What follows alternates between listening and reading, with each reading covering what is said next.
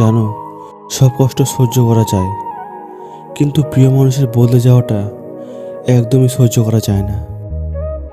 যাকে এতদিন ছাড়া এক মুহূর্ত ভাবতে পারতাম না, আজ সেই এমন এক মানুষ যার কাছে আমার কষ্টের কোনো মূল্য নেই।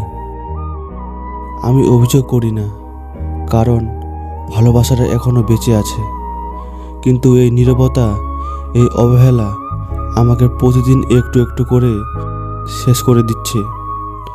তুমি হয়তো বুঝবে না, একটা মেসেজের অপেক্ষায় কত রাত আমি ঘুমাইনি, একটা ফোন কলের আশায় কতবার নিজের চোখের জল লুকিয়েছি। ভালোবাসাটা আমার ছিল সত্যি, তাই কষ্টটা শুধু আমি পাচ্ছি। আর তুমি হয়তো আজও ভাবছো আমি ঠিক আছি,